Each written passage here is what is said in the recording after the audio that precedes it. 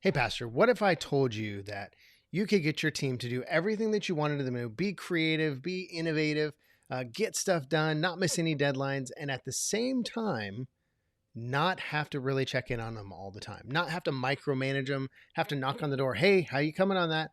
What if I told you could do both of those at the same time just by managing this one tension that you have with your staff? Well, that's what we're going to talk about today. How you can do that, the easy steps to make it a reality, and how it's going to make your life a whole lot easier. So let's get started. So the big question is this: how do pastors like us, who remain focused on the mission of Jesus and serving our communities without being distracted by everything in the world around us, how do we increase our effectiveness while living a lifestyle that doesn't compromise our health, our families, or our personal relationships with Jesus? That's the question this podcast is going to answer. I'm Dr. Brandon Party Cooper, and welcome to the Ministry Hackers Podcast. Welcome to this episode of the Ministry Hackers Podcast. I hope you're doing wonderfully wherever you are and whatever it is you're doing today. The goal of our podcast here is to help you as a pastor, as a ministry leader, live your dream life. Live a life where you get to spend time with your family, hang out with your friends, travel, do hobbies, whatever it is you enjoy doing, while at the same time pastoring a growing ministry. And that's really what we all dreamed about in that moment or that season in our lives where God called us into ministry. And we want to make that a reality for you. And so thank you so much for being here, for joining in. I'm going to invite back again the wonderful Pastor Matt Wozbinski. How are you doing, Matt? I'm doing great. You called me wonderful, so I'm going to ride that successful wave for the next day or two. But I have a whole list of adjectives for you. So, I know, exactly. some you'll be excited about, some you might not be so excited about. It's just luck of the draw. Yeah, I just roll the dice before we start. Feeling good. It is like downpouring. So if suddenly you all of a sudden my screen goes black, it's probably because a tornado has hit my office, and we'll just have to do another podcast another day. Yeah, is that why you're wearing the hoodie in the middle of summer? Exactly. Yeah, my shirt got wet. It's freezing because the AC's on because it's still 90 degrees outside, but I got downpoured on when I came in, so it's just a mess, but it's all good. Well, fall's around the corner, man. I'm excited. So ready. I'm over summer. Summer can kick rocks. Yep. And football right around the corner.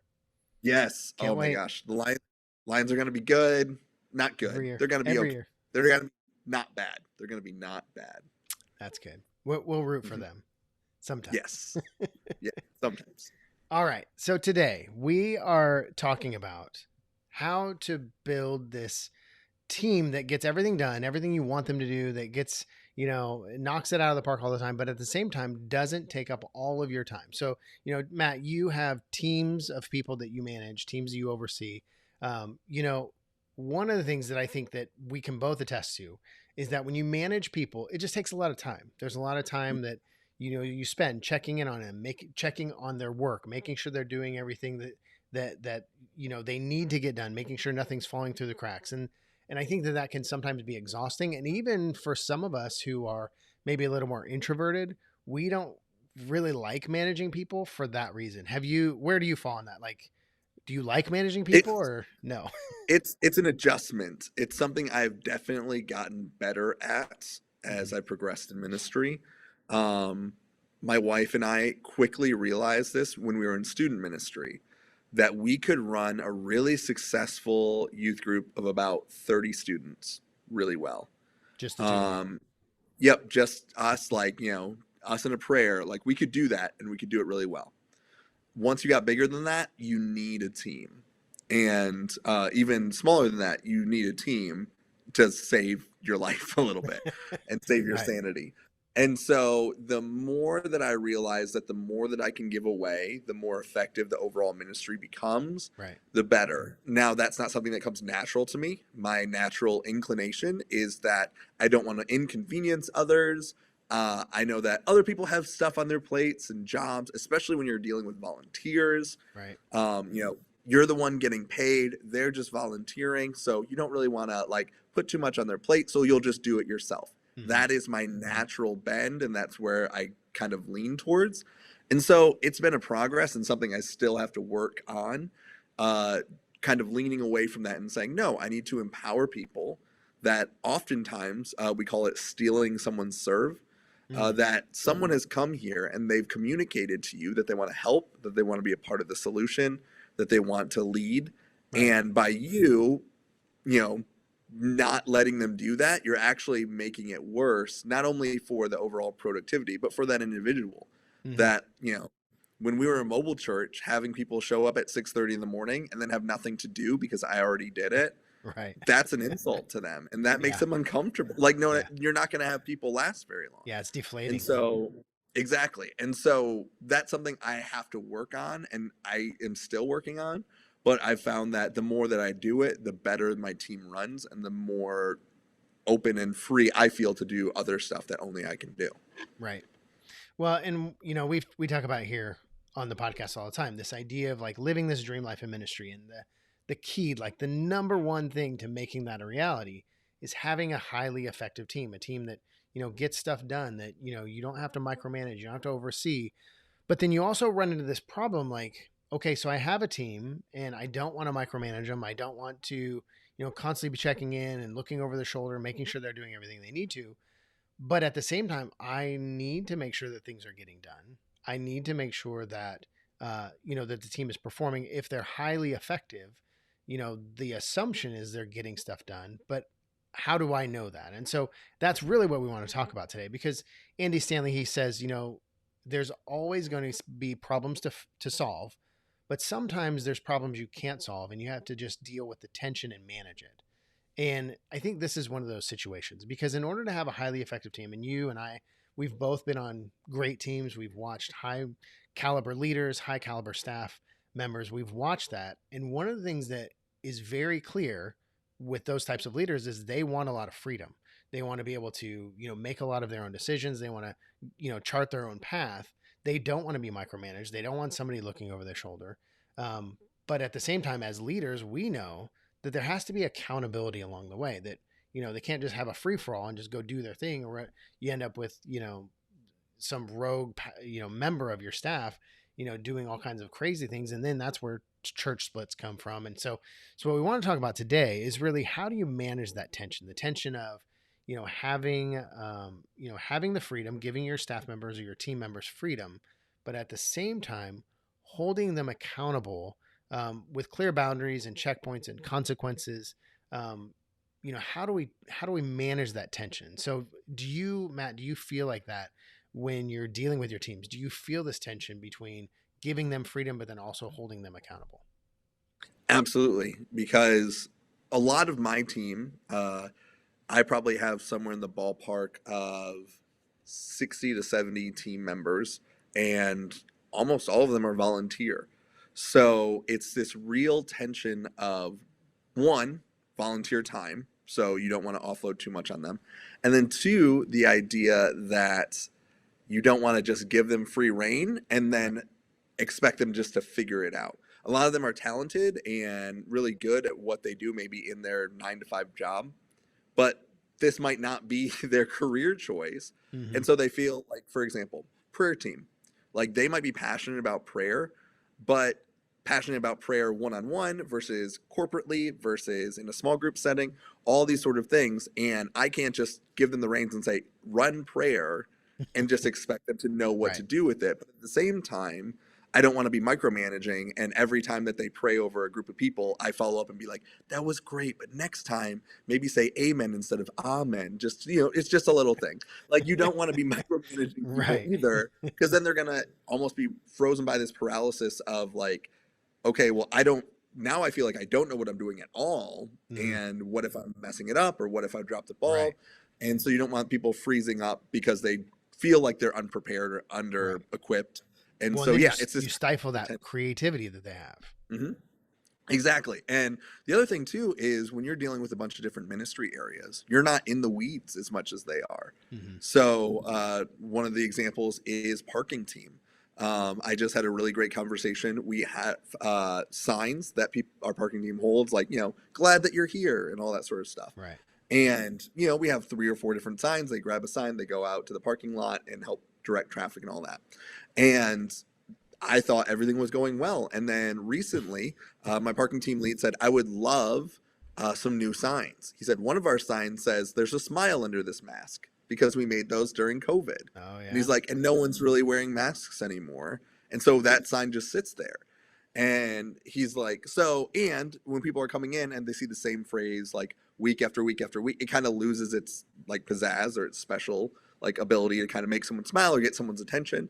And for me, I'm not in the weeds. I'm not holding the sign every week. Right. And so I don't want to stifle that and say, here's the sign, this is where you stand, go do your thing. Right. When he's the one who's kind of doing that. And so he's going to pick up on those things. And so I said, okay, hey, this week, could you maybe look at some other churches on Facebook that have pictures of their parking team, or just think about it creatively when you have a creative space, and maybe give me 3 to 4 phrases that you think might be fun or cool. Right. And then I will do the administrative side of things of talking to our media department, getting the signs printed on like the right kind of like paper and all that sort of stuff.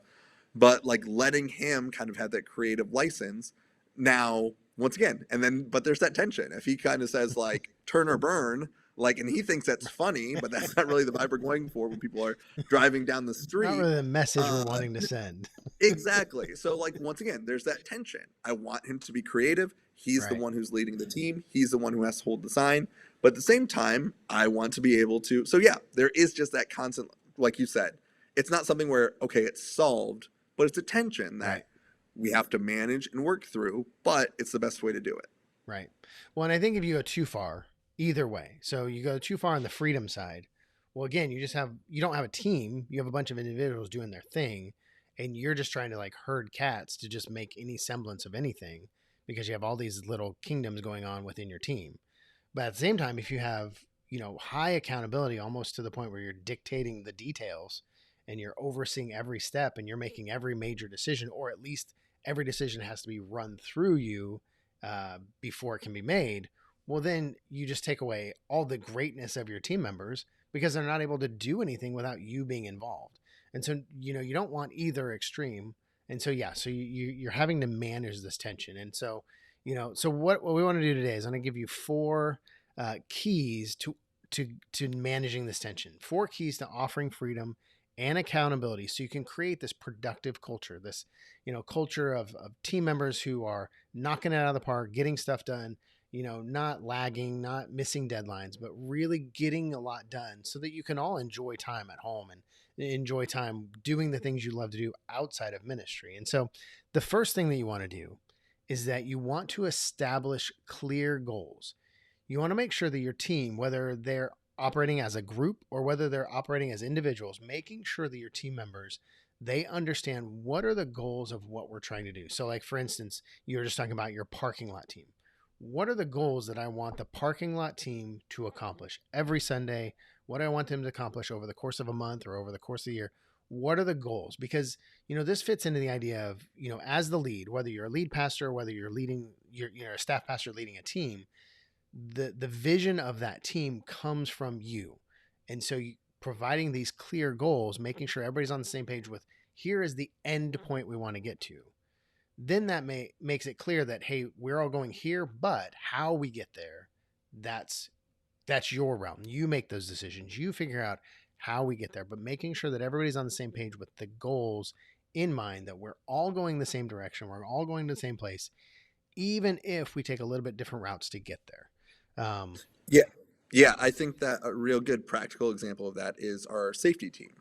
Like we name our team our safety team over our security team because even that little bit of verbiage like makes a difference. The phrase that we like to use is we want everyone to feel safe and welcome while they worship here. And that is the end goal.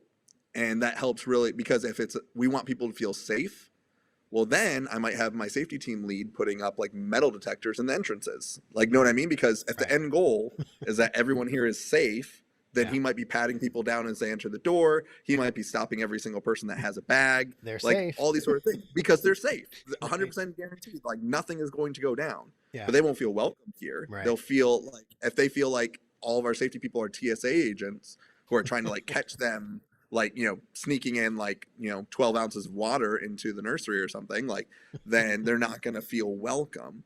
And so even in the way that you carry yourself, in the way that you communicate with people, you want people to feel safe, but you also want them to feel welcome. And so once again, how you do that, like, I'm not going to get into the weeds of like okay, where you have people stationed and like how you guys are communicating. Like that is yours. Like our safety team lead is a former police officer. Like he knows more of that stuff than I ever will Right.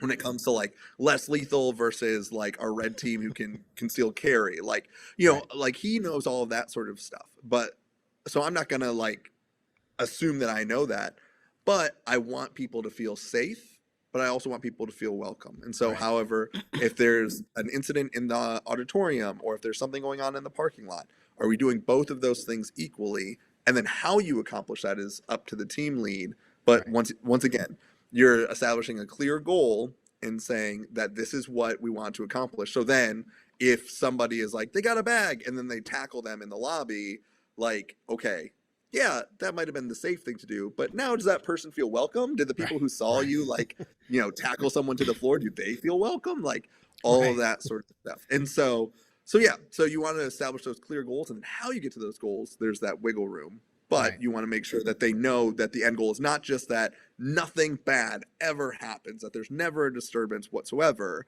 Right. but that you're willing to, okay, hey, someone has a backpack, but then you also notice they have a kid. Oh, that's maybe their diaper bag. Keep an eye on it, but like, know what I mean? Like Right. all that sort of stuff. But you're not going Right. to stop and bother people just for that one hindrance, I guess. Right. Well, and I think that segues really well into number two.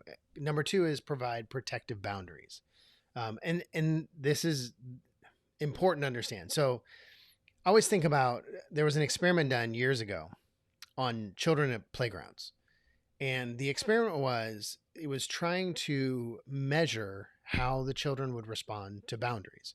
And so what they did was is they, you know, they had this really nice playground, nice fenced in playground, and let the kids just say, hey, just run out there and go play. And so for, you know, an hour, the kids would go out, they would play, you know, they would go explore the whole playground. They would go to the edges, go to the fence, look over the fence, you know, look at the neighbors, you know, yards around them, whatever. They enjoyed the entire playground. And then what they did was is they removed the fence. And then a few days later said, okay, go out and play in the playground without the fence. And the kids all ran out in the playground and they stayed huddled close to the middle because they didn't know where the boundaries were and they felt safer close in. And I always think about this when we have our staff members. We say, hey, just, you know, go save people for Jesus or go serve people or, you know, go do whatever. And some of them will say, great, no boundaries. I'm just going to run until somebody tells me to stop. But the majority of them will say, I don't know what I can do, what I can't do. I don't know where my boundaries are. And so I'm just going to play it safe. I'm going to do the things that I know that my leader wants. I'm going to, you know, not really push the envelope. I'm not really going to be creative. I'm not really going to be innovative. I'm just going to do what I know is expected and safe. And none of us want to have that. But at the same time, none of us want these boundaries of control that are like, hey, you can't do this and you can't do that. And you have to, you know, protective boundaries. Protective is the optimal word here. We want to create boundaries that give people the freedom to be creative and innovative, but at the same time that protect them from any catastrophic failures. You know, we don't want our youth pastor, you know, doing something that's going to compromise his integrity with a student to where you're going to have to fire him because of a situation he gets himself into. So we create boundaries for them. You know, we create boundaries for our staff members to make sure that they can be creative and be innovative and have freedoms, but also be safe as members of our staff. Have you seen this play out at all over your years of ministry, Matt? Yeah, for sure. I think that I love that example of the playground because, yeah, I think that often we talk about the first one, the whole like, hey, like let them like be more creative. But then at the same time, I think that, and this might not be the case, but maybe in ministry, like we naturally might have that gifting of, hey, how are we going to do this a little bit differently? But Mm-hmm. I found a lot of people like they are used to the structure that kind of comes with maybe more of a corporate mindset Right. of they don't want to overstep boundaries. You Right. know, you'll have those occasional eccentric people that are like, let's go. And you have to kind of rein them in. Right. But for the most part, like if you have someone where like their regular job is a 9 to 5 job and they're serving on the weekends or they're a part of your leadership team or something like that, they're going to want to kind of naturally run things by you because they don't want to overstep where they, especially in a spiritual sense, Mm-hmm. A lot of people really do have that whole, well, you're the pastor and I don't want to kind of go over your head or step out of line. And so you almost have to give them a little bit of that wiggle room and say, hey, here are kind of those guardrails, but like, I want to empower you that this is your team. Right. Like I always use the phrase, like, this is your baby. Like, you know Mm-hmm. what I mean? Like, hey, here are the parameters, but if you find like this isn't working or that isn't working, or you're talking to your team and it'd be more efficient for you to do this. Like I said, you're in the weeds a little bit more than I am. Mm-hmm. And so that might be as simple as, hey, if this, giving them permission to say like, hey, if this isn't working, come to me, let me know, Right. and then go ahead and do it. Because they Right. might even need that little bit of permission to where Mm-hmm. you're not coming up with the solution or you're not fixing the problem. But for example, we have something called backstage prayer. We have two prayer teams. We have encounter prayer, which is your altar call kind of ministry, praying directly one on one with people at the end of service. And then we have backstage prayer, where people are kind of walking throughout the building, praying over ministries during the service. And those are two different levels of prayer. And so backstage prayer is something we recently started. And I said, okay, I'm just asking for a 15-minute commitment. It can be during worship. It can be during the message. You can sit and pray over like printed out prayer needs. You can you can walk outside if it's nice and pray over the service. Like it's Right. very flexible.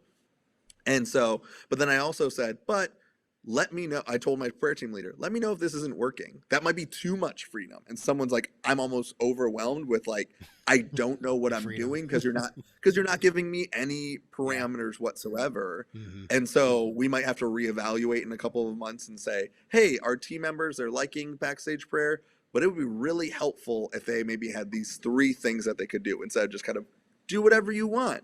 Right. And so they might just need that little bit of permission to come back and say, this is going well, this is not going well, and kind of just having that open dialogue a little bit of what those parameters are and if they're hitting them. So, Right. Yeah, that's good. I like that. Okay, so number 3 is to build an agile structure. Now, I am a huge advocate, and Matt, you know this. I'm a huge advocate of processes and procedures and systems because I believe that all of those create the space that we can do ministry at a high level. However, I also know that it's easy for those things to become very rigid and to become controlling in how we manage and lead our staff. And so, in order to have this highly effective team and in order to create a productive culture, and in order to manage this tension of freedom and accountability, you have to have structure, obviously, but you have to have structure that is flexible, that's a little bit pliable. Because again, we're having this conversation about being innovative and creative. Well, you can't really do that if the processes and procedures and the policies don't allow you to get outside of that a little bit and push the boundaries. Because if we all stayed within the boundaries all the time, well, then nothing new would ever happen. And so you have to have agile structures. And sometimes that's just you. Maybe that's just you as the lead saying, you know what, I'm okay with you pushing that boundary a little bit. I'm okay with you, maybe moving a little bit outside the box here, giving them the freedom. And I think the more your staff is with you and the more you do this side by side and you allow them the freedom and, their trust of you and your trust of them, I think they know. I mean, I know I've been on staff. I'm sure, Matt, you've been there at different times where I can push this far and I can't push any further. And if I do, then I'm going to probably, get myself in trouble, but I can push the mm-hmm. boundary just a little bit further, which I think is what you want. You want your team to know I can push it a little bit and see what happens. And I'm not really going to get out of bounds. And so, yeah. So Matt, I'm sure you've been there before where you're Yeah. pushing the boundary a little bit. Yeah, exactly. You gotta like know where the line is and then just be able to step like your toe over the line. And like not in an unethical or bad way or anything rebellious like that, but way. exactly. Yeah, you're not like just for the sake of doing it. But I think that allowing that little bit of wiggle room also will help uh, limit the big swings as well. Because if people feel like, okay, this is more of a like general boundary than and being clear on what is a general boundary and what is a hard and fast rule. Because, there are some things where it's like, do not do, like, you know what I mean? Like, if I give you the church credit card and I say, hey, we're having like an event and I know the budget's $100, and you're like, well, I've flexed it a little bit, and now it's $1,000. It's like, no, no, no, no. Like, that's going to Right. get declined. Like, you know what I mean? There are some hard rules. But then if there's a difference between saying, hey, we're going to do a cookout, the budget's $100, here's the card, go and do that. And then the person says, well, it's going to be in the it's going to be in the evening, so instead of doing a cookout, what if we did like s'mores? Okay, like we're accomplishing, like once again, that goes back to the first thing. What was the goal? Was the goal fellowship? Was the goal Right. socialization? Cool. I think s'mores can accomplish that. I think that's a fun, creative thing. Or was it like, no, we have people who are going to be hungry. We promoted that it's going to be dinner. Right. And so we need to stick to, like, know what I mean? So Yeah. once again, establishing those clear goals. But then there are certain times where it's like, okay, the end goal was to be social. The end goal was to build community. And I think that hot dogs and s'mores, those accomplish the same goal. They're within the same budget. Let's try it and see how it goes. Like, Mhm. and so you're giving them that flexibility to be creative. They're not going way out of line. Right. And it gives them the ability where they're now passionate about it because they're like, oh, I feel like I had a say in this. I feel like this is something that I saw that was really cool and maybe we could give it a try. Right. And, you know, sometimes it'll fall on its face and everyone hates it. And then you can kind of follow up and have that conversation later. Or it might be really great. And it's like, wow, we always did pizza for students. Well, what if we did like a nacho bar instead? Like, know what I Right. mean? Like, you can kind of just be a little bit more flexible and creative. And then that gets those juices going where you're not going way out like to the like fringes and getting into dangerous territory, Right. but you're giving them that little bit of flexibility. Right. Exactly. Well, and I think too, and I'm sure this isn't as much the case for you because you're so much younger than I am, but I'm Mhm. reaching a point, you know, in my ministry where I am older. And so, you know, most likely if I'm hiring new staff members, they're young. They're going to be younger staff members and they're going to be excited to try new things. They're going to be excited to get outside of the box and, you know, all of that. And if I don't have the agility in my processes and procedures to allow that, well, then I'm going to miss Mhm. out. I'm going to miss out on what they bring to the table. I'm going to miss out on all that energy and all that creativity. I'm going to miss out, which means that if I'm missing out on letting them do that, it means the ministry is missing out and the people that we're serving are missing out on enjoying it. And so Mhm. making sure that policies and procedures and the structure and all that place is in place to, you know, protect us. But at the same time, it can't be, you know, it's kind of the, you know, the whole idea, like the law is for the people, not, you know, the other way around. Like, you know, Mhm. the law was supposed to bring people closer to God instead of like stifle them into this legalistic way of living. Well, it's the same way. Like if we're micromanaging and overseeing and pointing to the policy as, well, that's how we do it. Well, at the end of the Mhm. day, you're going to have, you know, staff members and team members that are just, you know, they're just following the lines and they're not really going outside of that. And, you know, it becomes very stagnant, very stale, you know, and quite honestly, your high caliber leaders and the people that you really needed to have a highly effective team, they're going to go. They're going to go somewhere else Mhm. and join another team, go to another church, whatever, because they want high end leaders and highly effective, you know, team members. They want freedom because they're excited about what God's called them to do. They're excited about the opportunity to serve and to explore and to try out their own, you know, ideas. And we have to be able to make sure that they have that freedom to do. So, okay. Yeah. The fourth one is to schedule checkpoints. Schedule checkpoints in advance. And the reason that we need this is because again, we're providing accountability. So there have to be checkpoints. Again, we can't have team members just running rogue and doing their things and never checking in until the end, you know, once the event is happening and we're like, what was this? Like, this is not Mhm. what we had talked about at all. Like, you need checkpoints along the way to make sure that we're all on the same page. At the same time, your checkpoints can't be, you know, randomly knocking on their office door saying, hey, why don't you tell me where you are with that? Let's kind of break this down. And they're like, well, I'm not ready for this conversation at all. You Mhm. know, so scheduling these checkpoints, it allows them to know, hey, I have accountability coming, so I need to be prepared for those moments. But at the same time, it keeps us kind of in check of saying, I know that I'm curious about this. I know that especially if we have a history of being micromanaging or at all controlling, it creates this boundary for us to say, hey, I need to wait until that checkpoint that we've already established happens rather than jumping in and getting in the details. And quite honestly, usually we mess things up in the process because we Mhm. just want to have our hands in it. And so scheduling these checkpoints keep that from happening and keep them, you know, on task, focused on being creative, but also knowing, hey, accountability is coming, so I need to be able to show what I've done so far. Yeah. One thing we do, and I think we've talked about before at 242, is we have monthly check-ins with our direct reports.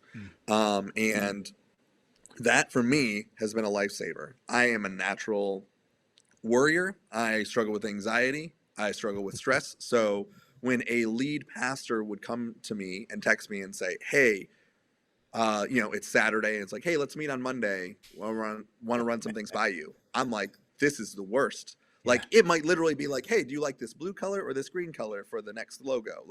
Right. Like it might be something as minor as that, but like I'm going to think like, what happened? What is going on? And it's just going to like throw me off for the next 2 days. Right. And so to have those built in things, one, so that accountability can be put on me and said like, hey, last month we talked about X, Y, and Z. How was that going? Is there anything I can help with? All that sort of stuff.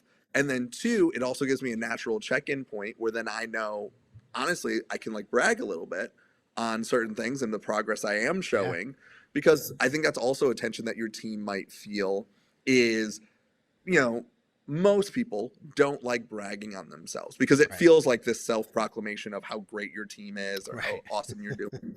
But if you have those natural check-ins with your team, then they can say, hey, great news. Like I had 3 conversations with people who are interested in joining the team. Like we've gone from this to that. And it gives them an opportunity almost to say even positive things, not even negative things, like these are things that are going wrong, but to give them the opportunity to, without coming across as braggadocious. And a thing that I would often fall for is almost like a defensive compliment of myself. Yeah. So when you're in those tough conversations, like, hey, why isn't this done? Where are we on this? All that sort of stuff. Then I just start rattling off, well, I did this and this and that. Like, you know what I mean? And then it's almost yourself. this, exactly, justifying and being defensive of why things maybe aren't going as well. And so I think if you have those regular scheduled check-ins with your team, it also gives them the opportunity to say, hey, here are some things where I'm knocking it out of the park. Here are some things where my team is going really well. Here are some really great growth areas. Being able to celebrate those wins in those check-ins too, I think gives them that opportunity. So then they're not always feeling like they have to unload those when things are going down and they have to justify their time or justify why things maybe aren't going as well. So having those regular scheduled check-ins where they're like, okay, maybe it's not super time sensitive, but I really could use some help on this, or I'm really knocking it out of the park with this. I'm glad that in a week and a half, that's when we have this built-in check-in where it's just me and you, and we can check in and, hey, how's that big event that's coming in 2 months? How's it going? Really well, really poorly? How can I help? How can I kind of take a step back? All those sort of things. Right. Yeah. And I love that you mentioned the monthly one-on-one, because that's actually one of the things that we use in our framework to create this dream life and build this highly effective team, is having those one-on-ones, even if it's just 15 minutes, like just a quick sit down. Let's see where we are. Let's hear from you.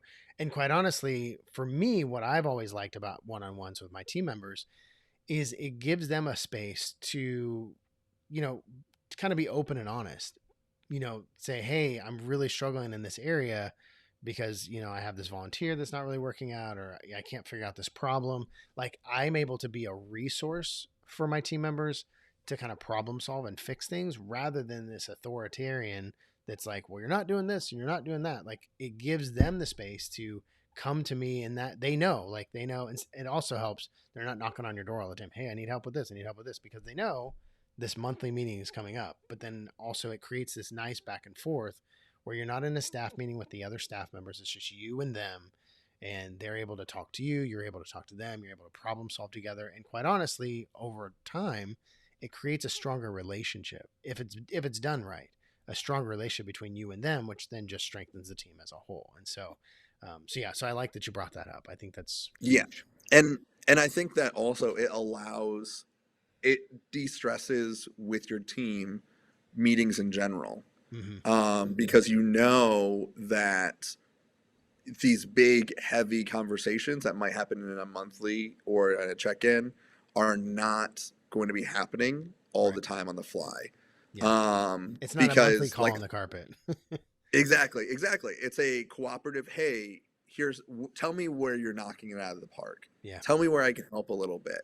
And also, hey, I've noticed this. Can you give me some kind of clarification on like you said like 3 months ago you're going to do this big outreach event and I haven't heard anything. Right. Oh yeah, we were, and then that gives you the opportunity. We were going to do that, but then the building got blown up, and so we're not going to do it anymore. Like, know what I mean? Like, it gives you the Right. opportunity. Oh, okay, I didn't know that. Thank you for keeping me in the loop. Like, know what I Right. mean? Versus like, then 6 months from now, when you're in a meeting and they're like, "Well, you said you were going to do that thing," and then once again, it comes off as defensive. Yeah. Well, I was, but then the building got Yeah. blown up, and it's like, oh well. Well, and then as now a leader, then you're just like, well, you know, you're just dealing with a defensive staff member, and that's not a great situation either. And Exactly. you've created that situation.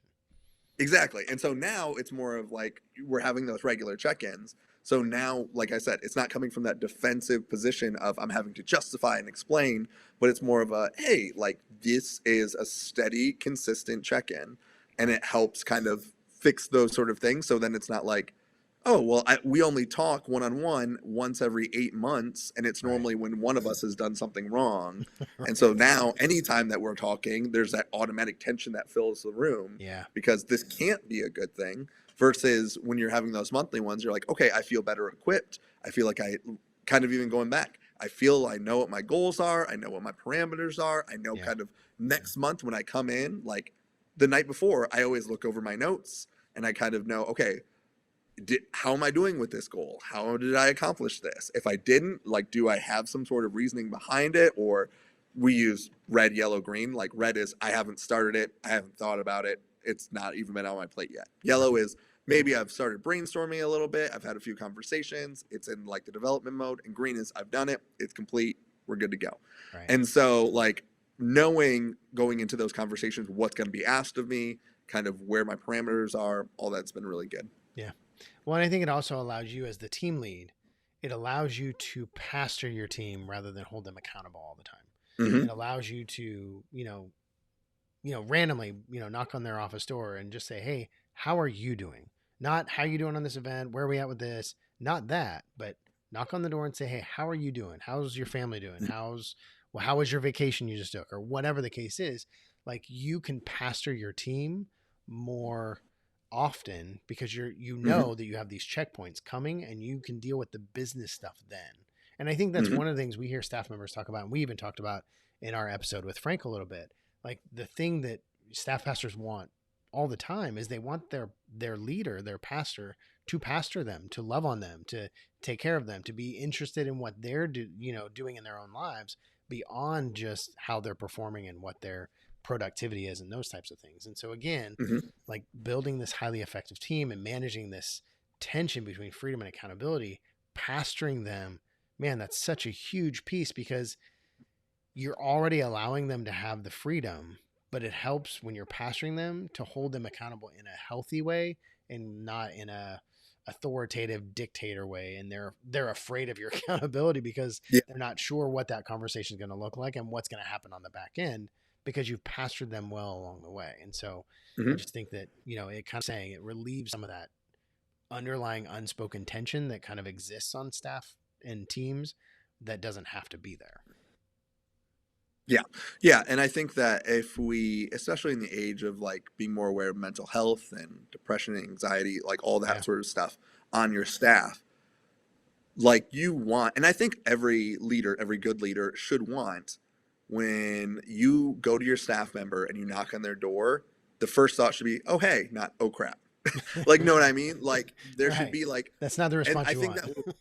Exactly. Like, I think that should be the goal. And I think that's what every good leader would want, that it's not like, oh no, so-and-so's coming, quick, act busy, but more of a, oh, this person is here because they, like, even if it is a quick little check-in, it's not because they want to micromanage. It's not because they want to tell you that you're doing it wrong. It's not because of all that, but like they want to see if there's a way that they can help, that they can empower you, that they can make your job easier, and all that sort of stuff. And that culture is built because you know that there are built-in times where it might be a little bit more back and forth. There might be a little bit more built-in tension, but you know that that's coming. You can prepare for it. It's not going to blindside you. So then when someone just randomly shows up, knocks on your door, they can ask about football. They can ask about your family. They can ask about, hey, maybe how is that project doing? Oh, that's great. Cool. And get more details maybe a week down the line when you do have those check-ins and all that sort of stuff. Right. Yeah. Great. Okay. So let's just recap those 4 steps. Keys to offering freedom and accountability, how to manage that tension. Number 1, establishing clear goals. Number 2, providing protective boundaries. The optimal word is protective boundaries. Number 3, build an agile structure. And then number 4, schedule those checkpoints or those check-ins with your team members. And so you do those 4 things and you manage that tension well, you're going to be on your way to having a productive culture and a highly effective team, which again is the key to living your dream life in ministry. The key to having more time, creating margin in your days, margin in your weeks, so you can spend time with family and friends and all the things you want to do. It comes down to having that highly effective team that's going to help you create that margin. And so, so very important. Thank you so much, Matt, again, for being here and for offering your insight and your wisdom and all of your years of experience and just being wonderful. Oh, thank you. Wonderful. Brought it back. And if you are interested in going further, if you're interested in looking at how you can start living your own dream life, how you can start building your dream life, I want to invite you to go to brandonpartycooper.com/more time, more money. And what you're going to find there is you're going to find a free guide that's going to walk you step by step how you can go from being an overwhelmed, exhausted, just stressed out pastor to pastoring a growing ministry, but also having more time, having more money, having more freedom, having more relaxation, having just this sense of you're living your best life possible, the life that God has created for you. That's the goal here. That's what we're trying to do. That's what our conversation is about today. And I want to invite you, go to brandonpartycooper.com/more time, more money to get your step-by-step guide on how you can start building that dream life today, how you can start living it and discover that life that God has created for you. All right. Hope you have a wonderful day and we'll see you in the next episode.